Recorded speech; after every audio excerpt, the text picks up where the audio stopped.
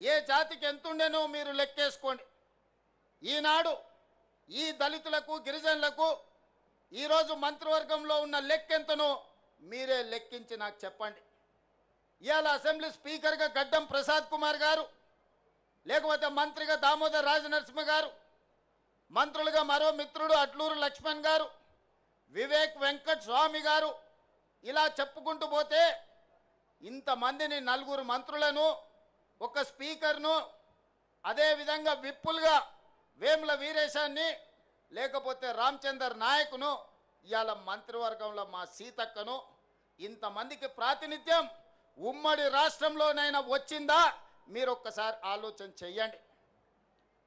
ఇవాళ మిత్రులారా, బట్టి విక్రమార్క గారు మా మిత్రుడు, ఉప ముఖ్యమంత్రిగా సమర్థవంతంగా ఈనాడు పని చేస్తున్నాడు.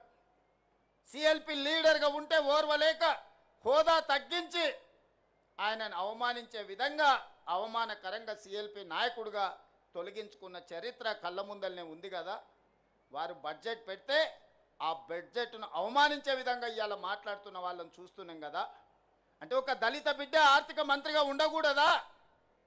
ఒక దళిత బిడ్డ వైద్య ఆరోగ్య శాఖ మంత్రిగా ఉండకూడదా? ఒక దళిత బిడ్డ విద్యుత్ శాఖ మంత్రిగా ఉండకూడదా? మీరు ఒకసారి ఆలోచన చేయండి. ఒక దళిత బిడ్డ స్పీకర్గా వేదిక మీద కూర్చోవద్దా? ఆయనను అధ్యక్ష అని పిలవాల్సి వస్తుందని కొంతమంది సభకే రావడం లేదంటే ఈ దళితుల పట్ల వాళ్ళకు ఉన్న గౌరవం ఏ పాటిదో మీరు ఒక్కసారి ఆలోచన చెయ్యండి. అందుకే వాళ్ళని మోసం చేసిన ఏ జాతి అయితే అవమానానికి గురైందో ఆ జాతే సభాధ్యక్షుడు హోదాలో కూర్చుంటే ద్రోహం చేసిన వాడు మాట్లాడాలన్నా అధ్యక్ష నాకు మైక్ ఇవ్వాలి అని అడుక్కునే పరిస్థితి ఈరోజు తెలంగాణ రాష్ట్రంలో ప్రజా ప్రభుత్వం కల్పించిందన్న విషయం ఈరోజు మా మిత్రులకు గుర్తు చేయదలుచుకున్నా. చాలామంది మా పిల్లలు ఉన్నారు ఉస్మానియా యూనివర్సిటీ, 110 సంవత్సరాల చరిత్ర ఉన్న ఉస్మానియా యూనివర్సిటీకి ఏ ఒక్క రోజైనా మీ జాతి వాడు 110 ఏళ్ళ వైస్ ఛాన్సలర్ అయ్యిందా? మీరు ఒకసారి చెప్పండి. ఇవాళ ఉస్మానియా యూనివర్సిటీ వైస్ ఛాన్సలర్ ఎవరు? అంబేద్కర్ యూనివర్సిటీ వైస్ ఛాన్సలర్ ఎవరు? ఈరోజు ఎలక్షన్ కమిషన్కు ఎవరున్నారో మీరు ఒక్కసారి ఆలోచన చేయండి. ఈ విధంగా చెప్పుకుంటూ వెళ్తే పబ్లిక్ సర్వీస్ కమిషన్ కావచ్చు, జిల్లాల కలెక్టర్లు కావచ్చు, లేకపోతే ఎడ్యుకేషన్ డిపార్ట్మెంట్ ప్రిన్సిపల్ సెక్రటరీ కావచ్చు, ఇరిగేషన్ డిపార్ట్మెంట్ ప్రిన్సిపల్ సెక్రటరీలు కావచ్చు, ఇట్లా నేను అన్ని చదివి వినిపించగలను. ఇదంతా ఎలా సాధ్యమైందయా అంటే మీరందరు కష్టపడి, మీరందరు కొట్లాడి, మీరందరూ నిలబడి 2023 డిసెంబర్లో ప్రజాప్రభుత్వాన్ని మీరు తెచ్చుకున్నారు కాబట్టి ఇవన్నీ సాధ్యమైనవి. ఈనాడు వీళ్ళందరి కలలు నెరవేర్చడానికి సంపూర్ణంగా ప్రయత్నం చేస్తున్నాం. 10 ఏళ్ళు ప్రభుత్వ హాస్టల్లో చదువుకునేది ఎవరు? బీసీ మైనారిటీల పిల్లలు. ఎన్నడన్నా డైట్ ఛార్జెస్ పెంచినరా 10 ఏళ్ళల్లో? కాస్మెటిక్ ఛార్జెస్ ఆడపిల్లలకు, తల్లిదండ్రుల దగ్గర నగదు లేదు, ఆడపిల్లలకు కనీసం కొడుకోవడానికి సబ్బు బిల్లకు పైసలు ఇయ్యలే ఆ ప్రభుత్వం. ఇవాళ డైట్ ఛార్జెస్ 40%, కాస్మెటిక్ ఛార్జెస్ 200% పెంచి ఈ వర్గాల యొక్క ఆత్మగౌరవాన్ని నిలబెట్టడానికి ప్రయత్నం చేసిన మాట వాస్తవం కాదా? ఇవాళ young India integrated residential school దళితుల దగ్గర, గిరిజనుల దగ్గర, మైనారిటీల దగ్గర, ఉన్నత కులాలకు ఇంకొక దగ్గర రెసిడెన్షియల్ స్కూల్స్ కడితే ఇది కులాల మధ్యన విభజన జరుగుతుంది, సమాజంలో అంతరాలను పెంచుతుందని యంగ్ ఇండియా ఇంటిగ్రేటెడ్ రెసిడెన్షియల్ స్కూళ్ళల్లో ఎస్సీ, ఎస్టీ, బీసీ, మైనారిటీ ఉన్నత వర్గాలను అన్నిటినీ ఒక దగ్గర చదువుకునే విధంగా ఇవాళ 25 ఎకరాలలో కార్పొరేట్ కాలేజీల కంటే అద్భుతంగా ఈరోజు నిర్మాణం చేసి ఒక అద్భుతమైన విద్యను అందించాలని అంబేద్కర్ గారు ఏదైతే ఆలోచన చేసిండో పేదలకు విద్య చేరాలి అనే దాని మీద ఈరోజు ప్రయత్నం చేస్తున్నాం. ఇదే కాదు, ప్రభుత్వ పాఠశాలల్లో పేదలకు నాణ్యమైన విద్య అందడం లేదని ఒక బాధ ఉంది.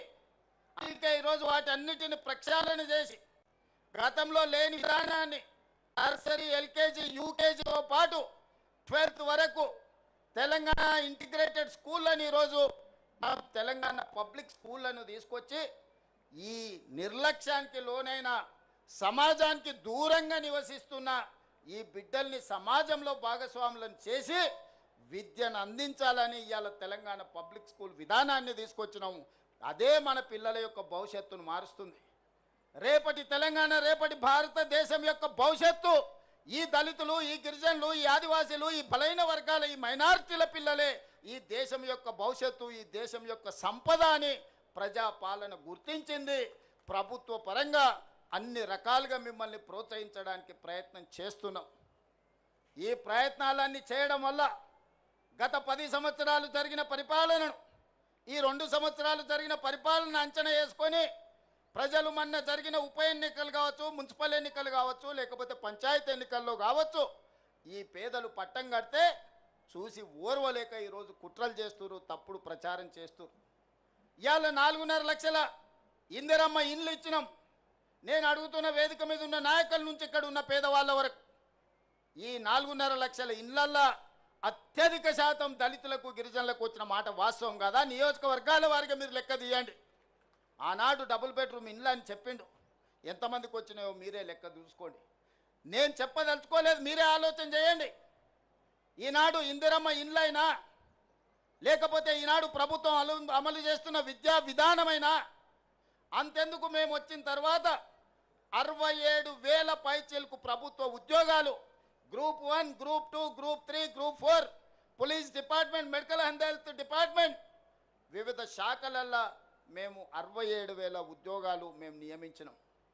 నేను అధికారికంగా ఈరోజు లెక్క చెప్తున్నా. 67,000 ఉద్యోగాలల్లో 87% ఎంత? 87% ఎస్సీ, ఎస్టీ, బీసీ మైనారిటీలకు ఉద్యోగాలు వచ్చినాయంటే 50,000 పైగా ఈరోజు ఈ వర్గాలకు ప్రభుత్వ ఉద్యోగాలు వచ్చినాయి. ఇంతకుముందే మా మిత్రుడు లక్ష్మణ్ చెప్పాడు, గ్రూప్ 1 రిజల్ట్లో మా పిల్లలకు చాలా ఉద్యోగాలు వచ్చినాయి. ఈరోజు రాజీవ్ గాంధీ సివిల్స్ కోసం ఈరోజు పరీక్షలు రాస్తున్న పిల్లలకు మనం ఆర్థిక సహాయాన్ని సింగరేణి నుంచి అందిస్తే ఈరోజు ఈ ఎస్సీ, ఎస్టీల పిల్లలు అత్యధికంగా ఐఏఎస్లలో ఈరోజు సెలెక్ట్ అయినరు. అందుకే మిత్రులారా, ఈరోజు ఈ విధంగా పరిపాలనను చక్కబెడుతూ గతంలో చేసిన అప్పులను, తప్పులను సరిదిద్దుకుంటూ ఈరోజు ముందుకెళ్ళే ప్రయత్నం చేస్తున్నాం. పనిలో భాగంగా నిరంతరం మేము పనిచేస్తుంటే కొంతమంది వెనకాల నుంచి కుట్రలు చేస్తున్నారు, గోతులు దవ్వుతున్నారు. గోతులు దవ్వేటోళ్ళను అదే గోతిలో పాతిపెట్టే బాధ్యత మీరు తీసుకోవాలి మిత్రులారా. ముందల నేను చూసుకుంటా, వెనకంగా ఎవడైతే గోతి దవ్వుతాడో వాళ్ళ సంగతి మీరు చూసుకోవాలి. మా నరసింహులన్న ఎప్పుడు మేము ఉంటామా నీకెందుకు నువ్వు నడుపు అని. మరి మా నరసింహులన్న మాట మీద వెనకంగా గోతులు దవ్వేటోళ్ళను, నక్క జిత్తులోళ్ళను, నల్లి కుట్లోళ్ళను మీరే ఏదో ఒకటి చెయ్యాలి. మీరు చేయకపోతే నష్టం జరుగుద్ది. ఎందుకనంటే ఒక మంచి లక్ష్యంతో, ఒక మంచి టీంతో బట్టి విక్రమార్క గారు కావచ్చు, మా సీతక్క కావచ్చు, దామన్న కావచ్చు, లక్ష్మణ్ కావచ్చు, ప్రసాద్ కుమార్ గారు కావచ్చు, ఇలా చెప్పుకుంటూ వెళ్తే పొన్నం ప్రభాకర్ గారు కావచ్చు, అన్ని వర్గాలకు మంత్రివర్గంలో అవకాశం కల్పించి అన్ని వర్గాల యొక్క ఆలోచనను తీసుకొని అన్ని వర్గాలకు సంక్షేమాన్ని, అభివృద్ధిని అందజేయాలని ఈనాడు మా ప్రభుత్వం ప్రయత్నం చేస్తుంది. 10 ఏళ్ల విధ్వంసం 100 ఏళ్ల నష్టానికి దారితీసింది. దాన్ని ఇవాళ సరిదిద్దుకుంటూ, చక్కదిద్దుకుంటూ, ఆనాడు చేసిన అప్పులను చెల్లించుకుంటూ, తప్పులను సవరించుకుంటూ ఈనాడు పరిపాలన జరుగుతుంది. మీ అందరికీ తెలుసు, 10 ఏళ్లలో ఆ గొప్ప గొప్ప ఉపన్యాసాలు ఇచ్చే నాయకులు ఎన్నిసార్లు అంబేద్కర్ గారి జయంతికో, వర్ధంతికో హాజరైనరో మీరే లెక్కేసుకోండి. ఇంతకంటే లెక్క అవసరం లేదు, ఇంకా వేరే లెక్క అవసరం లేదు. ఇది ఒక్క లెక్క చూసుకోండి, మీ పట్ల వాళ్ళకున్న అభిమానం ఏందో, ఆలోచన ఏందో. అందుకే మిత్రులారా, ఈ ప్రభుత్వం మనది. ఇది ప్రజల కోసం అందిస్తున్న ప్రజాపాలన. ఈ ప్రజాపాలనను కాపాడుకునే బాధ్యత మనది, ప్రజాస్వామ్యాన్ని కాపాడుకునే బాధ్యత మనది. అందుకే ఇవాళ కేంద్ర ప్రభుత్వం మహిళా రిజర్వేషన్ల గురించి, నియోజకవర్గాల పునర్విభజన గురించి, సీట్ల పెంపు గురించి కలగా పుల్గం చేసి మాట్లాడుతున్నారు. మహిళలకు మీరేం చేసిందని మమ్మల్ని సవాల్ విసురుతున్నారు. నేను ఒక్క మాట చెప్పదలుచుకున్నా. ప్రపంచంలో చాలా దేశాలలో మహిళలకు ఓటు హక్కు లేనప్పుడు పురుషులతో పాటు సమానంగా డాక్టర్ బాబాసాహెబ్ అంబేద్కర్ గారు మహిళలకు ఓటు హక్కు ఇచ్చి ఈ ప్రభుత్వాన్ని ఎన్నుకునే అధికారాన్ని ఆడబిడ్డల చేతుల్లో పెట్టాడు.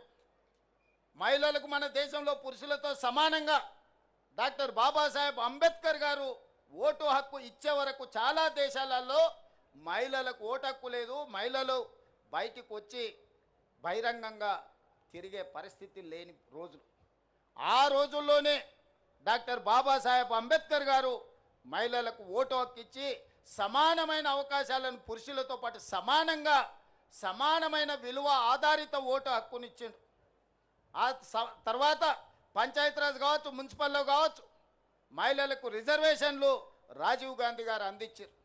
చట్టసభలలో, అసెంబ్లీలో, పార్లమెంటులో సోనియా గాంధీ గారు మహిళలకు రిజర్వేషన్లు ఇవ్వాలి అని 33% ఇవ్వాలని బిల్లును పాస్ చేసి రాజ్యసభలో. కానీ లోక్సభలో కొన్ని రాజకీయ పార్టీలు అడ్డుకున్నాయి. సంతోషం, ఇవాళ మీరు మహిళా రిజర్వేషన్లు అమలు చేస్తామంటారు. మహిళా రిజర్వేషన్ల అమలు ముసుగులో దక్షిణాది రాష్ట్రాలకు అన్యాయం చేసే ప్రక్రియ చేపడుతున్నారు. మొదట జనాభా అన్నారు. జనాభా లెక్కలేస్తే దక్షిణ భారతదేశంలో కుటుంబ నియంత్రణను పాటించడం వల్ల, అభివృద్ధి పదం వైపు రాష్ట్రాలు నడిపించడం వల్ల జనాభా తగ్గిపోయి సీట్లన్నీ కోల్పోయే పరిస్థితి వచ్చింది. దానికి అభ్యంతరం బలంగా వ్యక్తం చేస్తే ప్రోరేటా ప్రకారం, అంటే దామాషా ప్రకారం 543 సీట్లు ఈరోజు దేశంలో ఉంటే 50% సీట్లు 272 సీట్లు పెంచుతాం. అందులో ఏ రాష్ట్రంలో ఎంత ఉందో ఆ రాష్ట్రంలో అందులో సగం పెంచుతామని. ఉదాహరణ, కేరళలో 20 సీట్లు ఉన్నాయి, వాటిని 30 చేస్తామని 50% పెంచి. ఉత్తరప్రదేశ్లో 80 సీట్లు ఉన్నాయి, వాళ్ళకు 120 చేస్తామని. ఇవాళ కేరళకు 20, ఉత్తరప్రదేశ్కి 80. ఈ రెండింటి మధ్యలో తారతమ్యం 60 సీట్లు మాత్రమే. రేపు కేరళ 30 అయ్యి ఉత్తరప్రదేశ్ 120 అయితే ఈ అంతరం 60 నుంచి 90కి పెరుగుద్ది. రాజకీయాలలో ఒక్కొక్క ఓటుకు ఎంత విలువ ఉందో వాజ్పేయి సర్కారు కూలినప్పుడు తెలిసింది కదా. కేంద్ర ప్రభుత్వంలో ఒక్క రాష్ట్రంలోనే ఉత్తర భారతంలో 30 సీట్లు పెరిగితే మరి అక్కడున్న దళితులకు, గిరిజనులకు రిజర్వేషన్లు పెరగవచ్చు, నేను కాదంటలేను. సీట్లు దక్కడం వల్ల దక్షిణాది రాష్ట్రాలలో ఉన్న దళితులకు, గిరిజనులకు, మహిళలకు నష్టం జరుగుతలేదా? ఇవాళ తెలంగాణలో 17 సీట్లుంటే 2 ఎస్టీలకు ఉన్నాయి, 3 ఎస్సీలకు ఉన్నాయి. ఇవి 30 సీట్లు అయితే ఎస్సీలకు 6 అవుతాయి, ఎస్టీలకు 4 అవుతాయి. కానీ అదే 25 అయితే ఇందులో తగ్గుతాయి. ఈ చిన్న లెక్క కేంద్ర ప్రభుత్వంలో మంత్రులుగా ఉన్న తెలంగాణ రాష్ట్రం నుంచి ప్రాతినిధ్యం వహిస్తున్న వాళ్లకు లెక్క తెలుస్తలేదా? ఏ లెక్కన మా కోటాను తగ్గిస్తారు? కేంద్ర ప్రభుత్వం ఇచ్చిన ఆదేశాలను అమలు చేసినందుకు, జనాభా నియంత్రణ పాటించినందుకు, ప్రభుత్వం చెప్పిన మాట విన్నందుకు దక్షిణాది రాష్ట్రాలలో ఉన్న దళితులను, గిరిజనులను, మహిళలకు నష్టం చేస్తారా మీరు అని నేను అడగదలుచుకున్నా. ఇవాళ ఈ ప్రాంతంలో ఎన్ని సీట్లు పెరుగుతాయి? మీ జనాభా నిష్పత్తి ప్రకారం మీకు అన్ని సీట్లు పెరుగుతాయి. ఎన్ని సీట్లు తగ్గితే అన్ని సీట్లు దళితులకు, గిరిజనులకు ఆటోమేటిక్గా తగ్గుతాయి, మహిళలకు ఆటోమేటిక్గా తగ్గుతాయి. ఇవాళ 17 సీట్లను 10 చేస్తే 1 ఎస్టీకి వస్తుంది, 2 ఎస్సీలకు వస్తాయి. అదే 17 సీట్లను 30 చేస్తే 4 ఎస్టీలకు వస్తాయి, 6 ఎస్సీలకు వస్తాయి. సీట్లు పెంచడం ద్వారా ఎస్సీ ఎస్టీ మహిళల కోటా పెంచుకోవాలన్నా దక్షిణాది రాష్ట్రాలకు అన్యాయం చేసి నరేంద్ర మోడీ గారు ఆయన ప్రాతినిధ్యం వహిస్తున్న గుజరాత్కో, ఆయన ప్రాతినిధ్యం వహిస్తున్న ఉత్తరప్రదేశ్కో సీట్లు పెంచుకుంటుంటే చూసుకుంటూ కూర్చుందమా? ఇది మన ప్రాంతానికి తీరని నష్టం జరుగుతుంది. అందుకే ఈ అంశాలను లేవనెత్తిన మిత్రులారా, సంఘాలందరూ కూడా సమాలోచన చేయండి, మేధావులందరూ ఆలోచన చేయండి. మన దక్షిణాది రాష్ట్రాలలో సీట్లు ఎన్ని పెరిగితే అన్ని దళితులకు, గిరిజనులకు, మహిళలకు సీట్లు పెరుగుతాయి. మనం సీట్లు పెంచుకోవడానికి కొట్లాడాలి. అంబేద్కర్ గారే చెప్పారు, మా దళిత సోదరులు చెప్పారు, రాజ్యాధికారమే అంతిమ లక్ష్యమని. ఆ రాజ్యాధికారం సాధించాలి అంటే ఆ సీట్లు మనకు కేటాయించాలి. ఆ సీట్లలో మనం ఎన్నికై చట్టసభలకు పోవాలి. అప్పుడే మన హక్కుల గురించి మనం మాట్లాడతాం, మన హక్కుల గురించి మనం కొట్లాడతాం. కాబట్టి ఈనాడు ఏదైతే రాజకీయ కుట్ర జరుగుతుందో, మహిళా రిజర్వేషన్ చేయాలంటే మాకెవరికి అభ్యంతరం లేదు. 543లో 33%, 181 సీట్లు ఎల్లుండి పొద్దున్నే మహిళలకు పార్లమెంట్లో రిజర్వేషన్ ఇవ్వండి. అది అమలైన మళ్ళీ తెల్లారే 119 సీట్లున్న తెలంగాణలో 40 సీట్లకు ఆడబిడ్డలకు తెల్లారే అసెంబ్లీలో బిల్లు పాస్ చేసి మీ అందరికి ఆడబిడ్డలకు సీట్లు ఇచ్చే బాధ్యత నాది. చెప్పిన మాట మీద నిలబడే ప్రభుత్వం ఈనాడు ఉంది. వర్గీకరణ చేస్తామని చెప్పినాం కదా, ఈ దేశంలో ఒక్కడైనా చేసిండా? వర్గీకరణ చేసి చూపించిన రాష్ట్రం తెలంగాణ రాష్ట్రం కాదా? ఈ వేదిక మీద మిత్రులు లేరా? మీకు అందరూ చూడలేదా? కులగణన చేస్తామని చెప్పినాం కదా, జనగణనతో పాటు భారతదేశంలో ఏకైక రాష్ట్రం తెలంగాణ రాష్ట్రం. జనగణనలో కులగణన చేసినాం. సజీవ సాక్షి పొన్నం ప్రభాకర్ గారు దీనికి బాధ్యత వహించిన మంత్రి ఇక్కడ లేడా? వర్గీకరణ జటిలమైంది అన్ని రాష్ట్రాలలో. వర్గీకరణ ముందుకు జరగలేదు. ఈ రాష్ట్రంలో మనం పంచాయతీ తెంచి శాశ్వతంగా మీ మధ్యలో ఒక మిత్రత్వాన్ని పెంపొందించడానికి ఒక పరిష్కారం చూపించినాం. తాత్కాలికంగా కొంత బాధ ఉన్నా దీర్ఘకాలికంగా మీ మధ్యలో భిన్నాభిప్రాయాలు లేని పరిస్థితిని ఈరోజు మనం కల్పించుకున్నాం. జనగణనలో కూడా కులగణన చేసి బలహీన వర్గాల లెక్క తేల్చిన ఇవాళ 56.33% తెలంగాణ రాష్ట్రంలో బలహీన వర్గాలు నేను లెక్క తేల్చిన ఏకైక రాష్ట్రం తెలంగాణ రాష్ట్రం. అందుకే మిత్రులారా, మంచి పనికి మా ప్రభుత్వం ముందలుంటుంది. మంచి పనికి మీరు ఎప్పుడు పిలిచినా వచ్చే బాధ్యత నాది. ఈరోజు మిమ్మల్ని అందరినీ మనమందరం కలిసి ఎదుగుదాం. నేనొక్కనేదో అయితే ఈ సమాజానికి సరిపోదు. నాతో పాటు మీరందరూ సమానంగా, నాకో పక్కన లక్ష్మణ్, ఇంకో పక్కన సీతక్క, ఇంకో పక్కన కవంపల్లి సత్యనారాయణ, ఆ పక్కన అద్దంకి దయాకర్ కూర్చున్నప్పుడే నాకు గౌరవం పెరుగుతుంది, ఆ కుర్చీకి గౌరవం పెరుగుతుంది. సమాజంలో మీకందరికీ నమ్మకం, విశ్వాసం వస్తుంది ఈ ప్రభుత్వాల మీద. ఆ తాపత్రయంతోనే, ఆలోచనతోనే ఈనాడు మా ప్రభుత్వం పనిచేస్తుంది. ఈ ప్రభుత్వం మీది. మీ ప్రభుత్వాన్ని కాపాడుకునే బాధ్యత కూడా మీదే.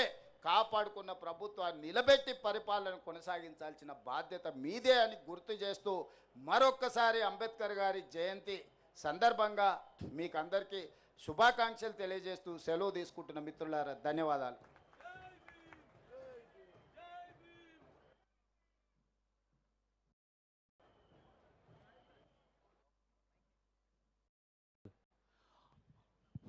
మిత్రులు, ఈ మీటింగు కొనసాగుతుంది. నేను ఇక్కడే ఉంటాను. మిగతా శాసనసభ్యులు, శాసనమండలి సభ్యులు వేదిక మీద కూర్చి ముఖ్య